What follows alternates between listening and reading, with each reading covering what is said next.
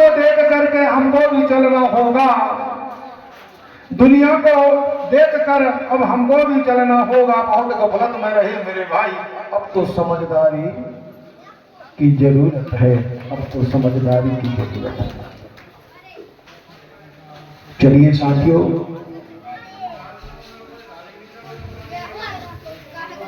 अब मैं आपको ले चलता हूं जिस शंभू की मैं बात करने जा रहा हूं, उस शंभू के बारे में और समझिए। शंभू एक ही नहीं है, अब तक शंभू के 88 अवतार हो चुके हैं। 88, एक ही शंभू नहीं है। जैसे लोग कहते हैं कि भगवान शंकर अजन्मा है, जिस भगवान शंकर की जाति नहीं है, माता नहीं है, पिता नहीं है,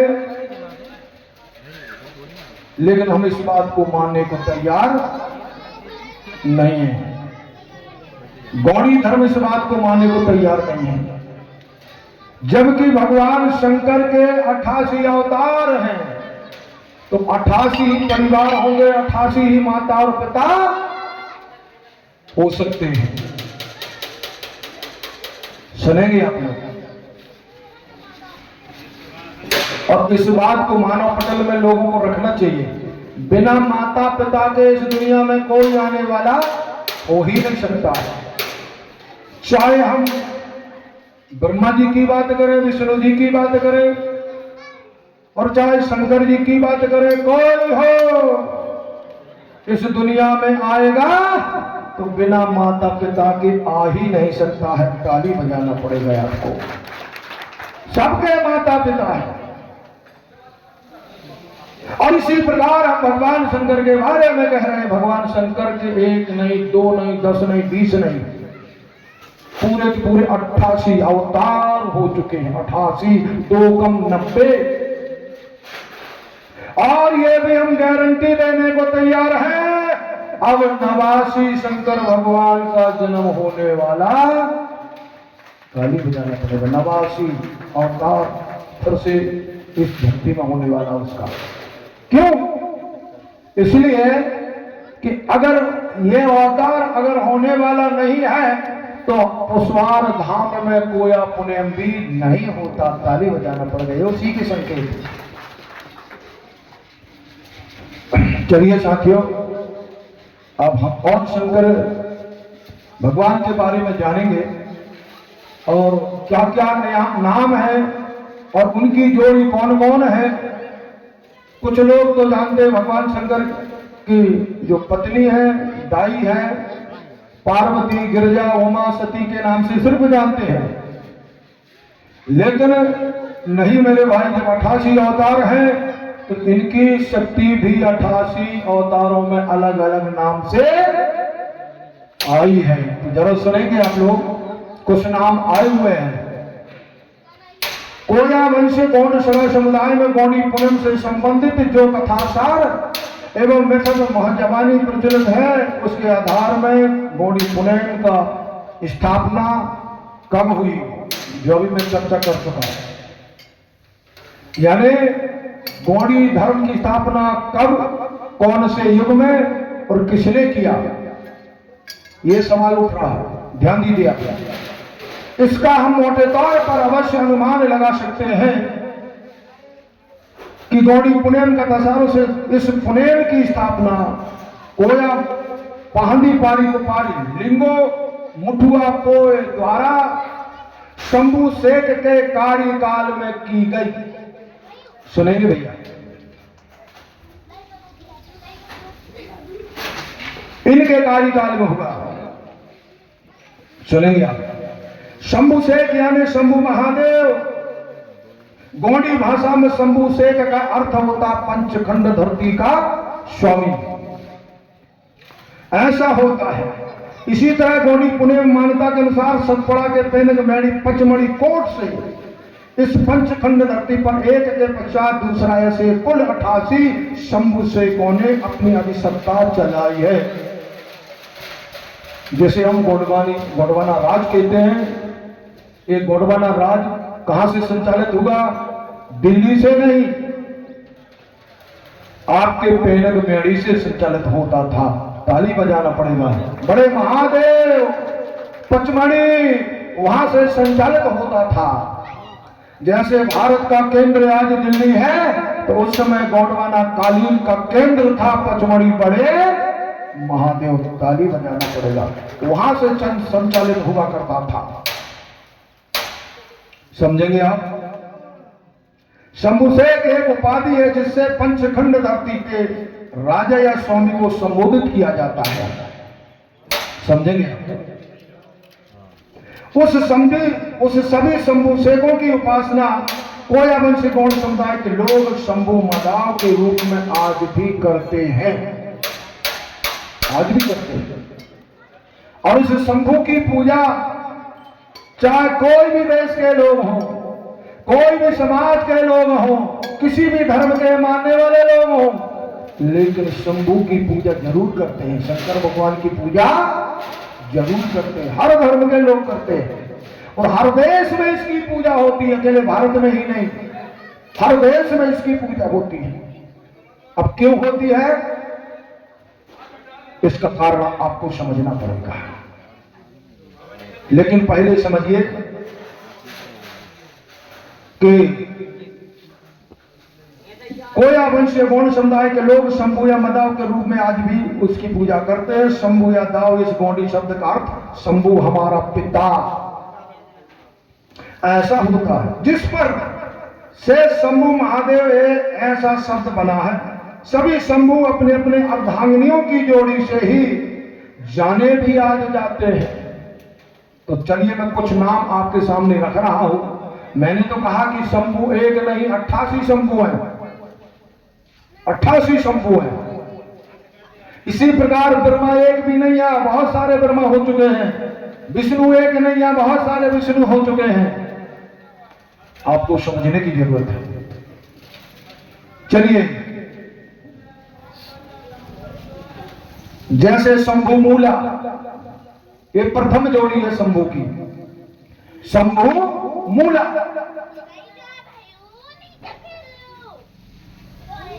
और इस देश में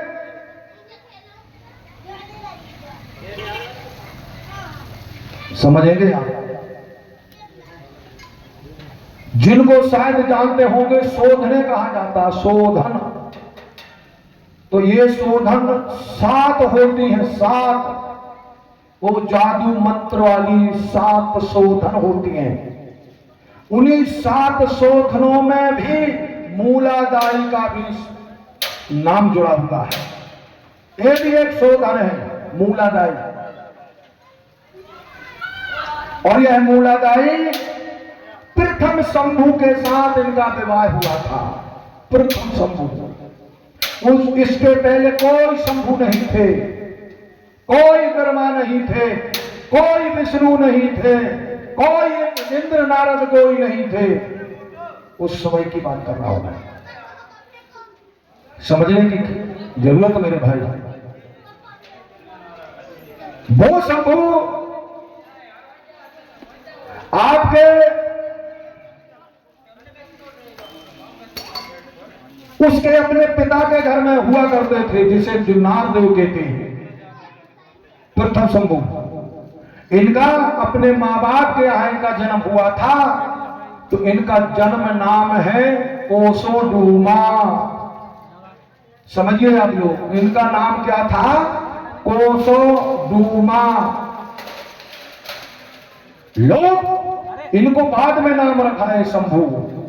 जैसे आज हमारा आपका जन्म होता है तो अपने माता पिता जो भी नाम रखते हैं उस नाम का जन्म होता है। ऐसे ही इनके माता पिता ने, शंभु के, शंकर भगवान के माता पिता ने इनका नाम कोसोडूमा रखा था। कोसोडूमा। और ये कहीं विदेश के रहने वाले लोग नहीं हैं कि इराक, ईरान, पाकिस्तान से आए होंगे। आप किसी मध्य प्रदेश की धरती में इनका जन्म हुआ था, जिस गांव का नाम है जुन्नार देव। पचमढ़ी के पास जुन्नार देव बड़े महादेव के पास जुन्नार देव वहां के रहने वाले हैं और ये उई के परिवार से बिलोंग करते हैं। उई के परिवार से बिलोंग करते हैं। इनके माता पिता का नाम जिनको लिखना है तो लिखिए, लोगों को बताना है। और मैं चैलेंज के साथ देता हूं कि इस धरती पर जो भी आया है बिना माता पिता की कोई नहीं आया है, और जो माता पिता से आता है उसको मृत्यु कैसे नहीं छोड़ती है, उसको एक दिन मृत्यु को प्राप्त करना होता है, ताली बजाना पड़ेगा। इस लोक की ये परंपरा है। जैसे भारत के संविधान में जो कानून नियम बनाए आज पूरा देश फॉलो कर रहा है, इसी प्रकार इस लोक की जो परंपरा है उसको सभी लोगों को करना होता, मानना पड़ता है। जो इस लोक में जो आता है उसको एक दिन मृत्यु को प्राप्त करना पड़ता है। चाहे शंकर भगवान हो, चाहे ब्रह्मा और विष्णु हो, चाहे राम और कृष्ण हो, एक दिन इनको मौत ने नहीं छोड़ा है, ताली बजाना पड़ेगा मेरे भाई। ये प्रमाण कहता है। इसी प्रकार शंभु, ये प्रथम शंभु है जिसे कोसोडूमा कहा जाता है। कोसोडूमा कहा जाता है। और उसी कोसोडूमा को आगे चलकर देश के लोगों ने, समाज के लोगों ने अपना मुखिया चुना, मुखिया बनाया, राजा बनाया। तो राजा बनने के बाद जैसे आज हम सरपंच चुनते हैं और चुने जाने के बाद फिर उसका जो वास्तविक नाम रहता है उस नाम से नहीं कहते हैं, फिर उसको हम सरपंच सरपंच सरपंच कहने लगते हैं ना भैया। इसी प्रकार जब शंभू को यानी उस कोसोडूमा को जब उपाधि मिलती है तो उस उपाधि से संबोधित किया गया, शंभू कहा गया। और उसी शंभू का जो प्रथम विवाह हुआ तो ये आपके बैतूल जिला, बैतूल मुल्ताई क्षेत्र, आज भी आपका बैतूल जिला है, आपके एमपी में आता है मेरे भाई, कोई बाहर विदेशी बात नहीं है। आपके मुल्ताई क्षेत्र आज भी बैतूल जिले में हुआ करता है। वह मुल्ताई के रहने वाले राजा डोम, ध्यान रखना है आपको, राजा डोम के पास एक सुंदर लड़की थी जिसे मूलादाई कहा जाता है। याद रखना मेरे भाई, मूलादाई। जब ये दोनों युवावस्था पर जाते हैं तो इस कोसोडूमा को जब शंभू की उपाधि दी गई तो इसके लायक फिर लड़की की तलाश की गई। जैसे आज कोई पढ़ जाए लिख जाए, कलेक्टर या तहसीलदार या और कोई मंत्री बन जाए तो आपको भी उसी के लायक लड़की को ढूंढना खोजना पड़ता है। इसी प्रकार कोसोडूमा को जब राजा बना दिया गया तो इसके लायक लड़की की तलाश की गई। तो ढूंढते ढूंढते खोजते खोजते वह लड़की इसके लायक उसी मुल्ताई क्षेत्र में राजा डोमाल के यहाँ उस लड़की को पाया गया जो इसकी बराबरी हो सके, इसकी बराबरी हो सके। तो उसी मूलादाई के साथ इसका विवाह होता है, शंभू का विवाह होता है, समझना है आपको। और इसका विवाह भी बड़ा चमत्कार के रूप में हुआ था, बड़े अद्भुत रूप में इसका विवाह का वर्णन भी किया जाता है। समझने की जरूरत है मेरे भाई। लेकिन इनके विवाह के बारे में कुछ लोगों ने ऐसी कहानी गढ़ी है, शायद आप लोग समझ ही नहीं पाए, समझने की जरूरत है। इनका विवाह के बारे में कुछ लोगों ने कहा है कि इनके विवाह में भूत प्रेत दैत दानव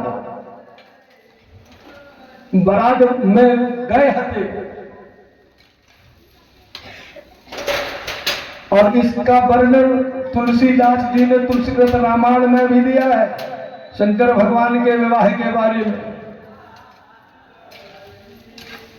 और इस विवाह में सभी लोग शामिल भी हुए थे। अरे लोगों ने यहां तक कहा है कि नदियां, नारे, पेड़ पौधे, पर्वत भी भोलेनाथ की बारात में जाने के लिए तैयार हैं। मान सकते हैं आप लोग? नदियां जा सकती हैं, पहाड़ जा सकते हैं विवाह बारात बन के। विचार सिर्फ करने की जरूरत है प्यारे भाई, लेकिन ऐसा नहीं हुआ था।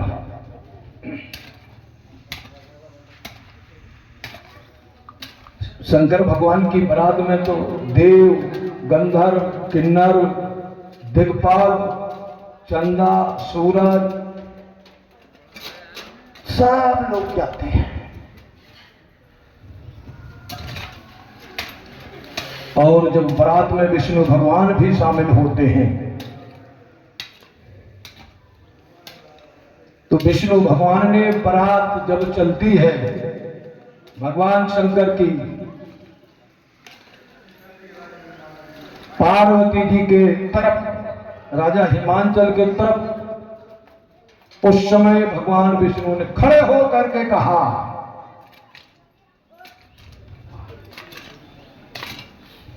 अलग अलग सब चला हूं। एक दोहे में कहा है, तुलसीदास जी ने लिखा है कि विष्णु भगवान उस बारात में खड़े होकर के बोल रहे थे, ओ मेरे बाराती भाइयों, हमें शर्म लग रही है यार। उस बारात में भूत, प्रेत, दैत, दानव, देवता सब लोग इकट्ठे जा रहे हैं, जबकि सबको अलग अलग पंक्ति में जाना चाहिए। भूतों की टोली अलग, चुड़ैलों की टोली अलग, देवताओं की टोली अलग, सबकी अलग अलग टोली होना चाहिए। तो विष्णु भगवान कहते हैं, बिलग बिलग सब चला हूं और निज निज सकल समाज। ये तुलसीदास जी कह रहे हैं दोहा में कि बिलग बिलग सब चला हूं, निज निज सकल समाज। विचार करना पड़ेगा आपको। बिलग बिलग का मतलब होता अलग अलग।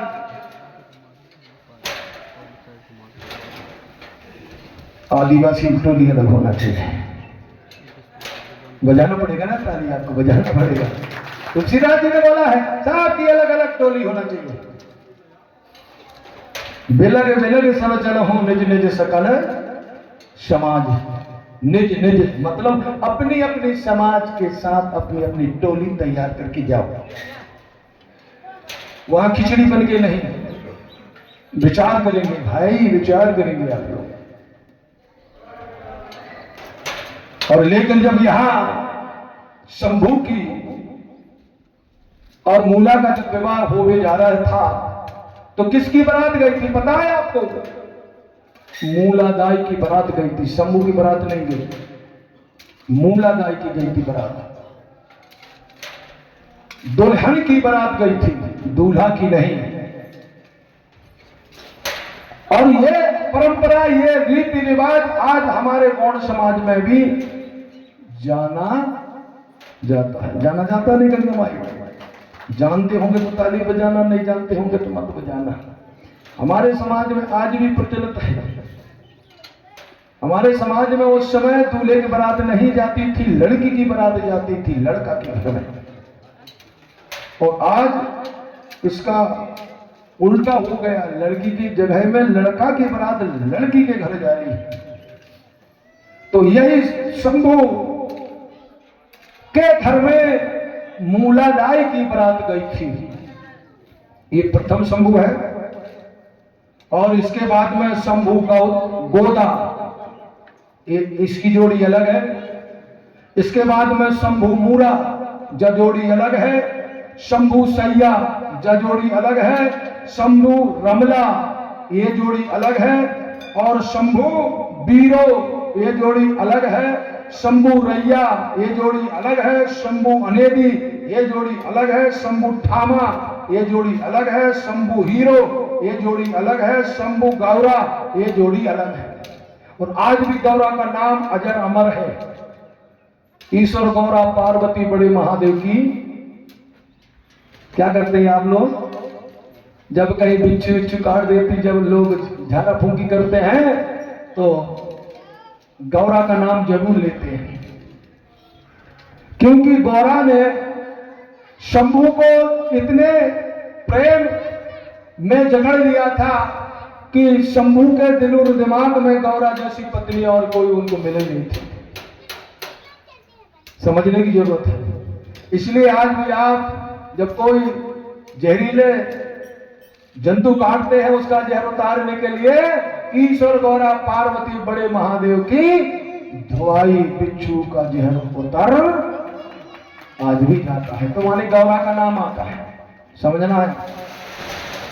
तो ये शंभू गौरा ये जोड़ी अलग है, शंभू बेला ये जोड़ी अलग है, शंभू तुरसा ये जोड़ी अलग है, शंभू अली ये जोड़ी अलग है, शंभू सती ये जोड़ी अलग है। जो सती का नाम जानते हैं आप ना, ये अलग है।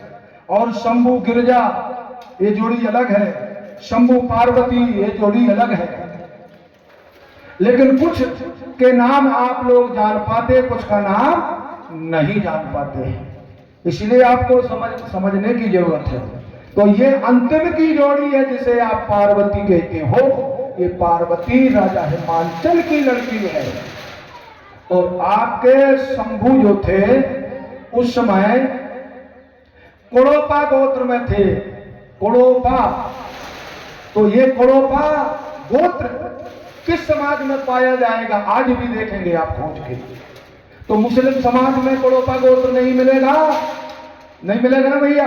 पटेल परिवार में ये गोत्र नहीं मिलेगा, और किसी भी समाज में ये गोत्र नहीं मिलेगा। ये गोत्र मिलेगा तो आदिवासी समाज में गोत्र पाया जाएगा, कुड़ोपा। और उनके गोत्र भी है तो आदिवासी समाज में। अगर हम देखना चाहें यहीं पर तो मैं नाम लूंगा तो भैया ईमानदारी से आप हाथ जरूर उठा देना, मैं नाम ले रहा हूं। जैसे कि उनके गोत्र जितने इधर उनके होंगे, उनके गोत्रधारी, तो वो जरा हाथ उठाएंगे, अपना परिचय देंगे। उनके देखना भैया कितने लोगों ने हाथ उठाया, इनने डरे बिल्कुल नहीं है। अब जो उनके हैं तो आप समझ लो ये उनके जो है आपके पुरखा है, जो शंकर भगवान, ये दूसरे नहीं है। ताली बजाइए, ये उनके गोत्रधारी है शंकर भगवान। और इनके बारे में लोगों ने क्या कहा कि शंकर भगवान की कोई जाति नहीं है, शंकर भगवान अमर हैं। अरे तुम्हें शर्म लगना चाहिए। इस भूभाग का नाम क्या है, इस लोक का क्या नाम है, इस लोक के अनुसार आपको कथा और कहानी में बताना चाहिए। शंकर भगवान अजर कह रहे हैं, अजर अमर, जिनकी जाति नहीं है। अरे मेरे भाई, जो इस लोक में आएगा वो बिना जाति के नहीं रहेगा, उसकी जाति जरूर आएगी। और यहाँ जो आता है उसको एक दिन जाना पड़ता है। तो ये अमर नहीं है मेरे भाई। तो ये उड़ी के गोत्रधारी हैं और इनकी ही प्रथम जोड़ी मूला कहलाती है। समझिए मेरे भाई। तो जिसने अभी हाथ उठाए थे ना, ये तुम्हारे पुरखा है, ये पुरखा है आपके। इस प्रकार से साथियों आपको जानना है, आपको समझना है कि ये शंभू के अवतार हैं इतने प्रकार से। और इन्हीं शंभू के लिए एक समय जहर खिलवा दिया था। जहर इनको खिलवा दिया गया था। इनकी कहानी अलग है, इसको आपको समझना पड़ेगा, जिससे आप लोग जानते हैं कि भैया हम शिवरात्रि मनाते हैं। भारत में शिवरात्रि का बहुत बड़ा महत्व है। क्यों है? और ये शिवरात्रि को लोग सब लोग मानते हैं, लेकिन इसके कारण नहीं मालूम। लोगों ने कुछ गलत अलग संदेश दिया है। लोगों ने कहा कि शिवरात्रि को शंकर भगवान का विवाह की कहानी जोड़ दिया गया, जबकि तो ब्याह में नहीं भाव भैया, ताली बजाना पड़ेगा, यहाँ ब्याह नहीं हुआ। लेकिन कुछ लोगों ने विवाह की कहानी शिवरात्रि में जोड़ दिया है। इसलिए जोड़ दिया है कि आप लोग उनकी करतूतों को ना जान सको, इसलिए उनने विवाह की कहानी जोड़ दी गई। अब अगली चर्चा हम कल करेंगे। लेकिन आज से पता है मुझे, हमारे लोग शिवरात्रि को लोग व्रत करते हैं, उपवास करते हैं, और उस व्रत को आज से ही धारण करेंगे आप लोग। ठीक है ना? तो समझेंगे आप। और इस शिवरात्रि के उपवास व्रत में चारों पहरों में इसकी पूजा होती है, लेकिन हमारे लोग तो उपवास तो रहते हैं, पूजा कल करते हैं। कल 14 है, अकेली कल करते हैं, लेकिन शिवरात्रि को चारों पहरों में पूजा होती है, वो है शिवरात्रि। और शिवरात्रि का महत्व का वर्णन हम कल करेंगे, और बहुत अच्छी चर्चा है, उसको भी आप जानेंगे कि शंभू के साथ लोगों ने कितना बड़ा धोखा किया। शंभू ने उस जहर भरा भोजन करके और अपनी समाज को बचाया था, अपने समाज को बचाया था। तो वो चर्चा हम कल करेंगे। साथियों, आपके अपने प्रवचनों का समय पूर्ण हो चुका है, तो हम आज की चर्चा को यहीं विराम देंगे।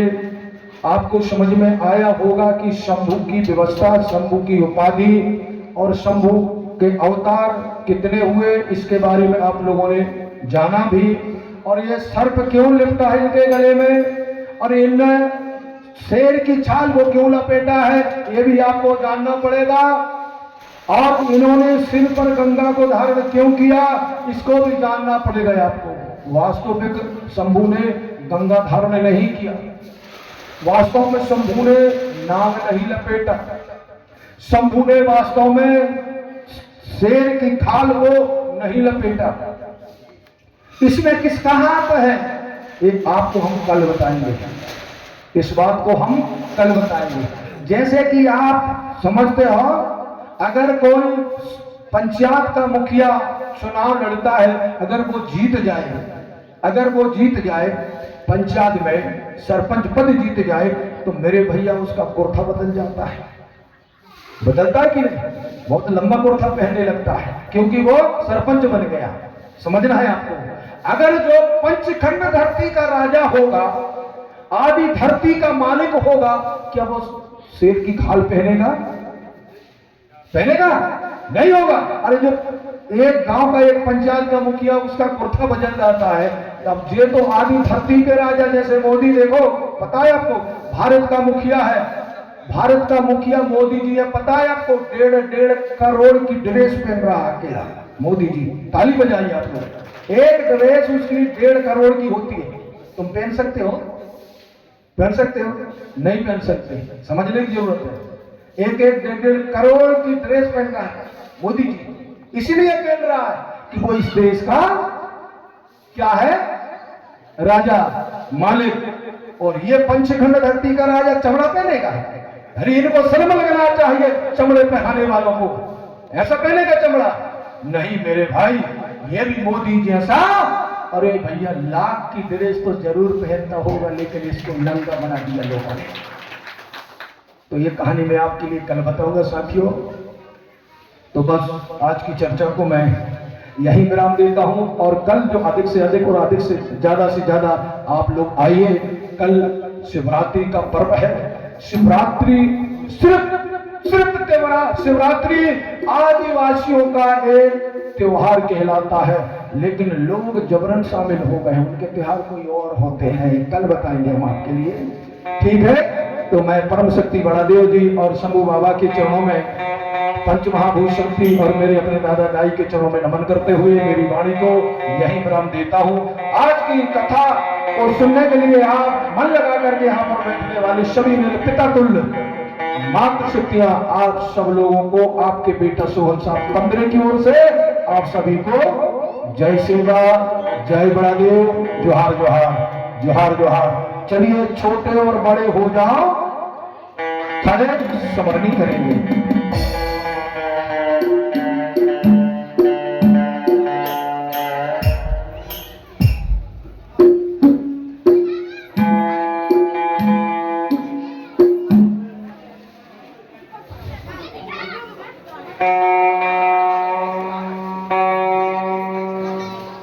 गया।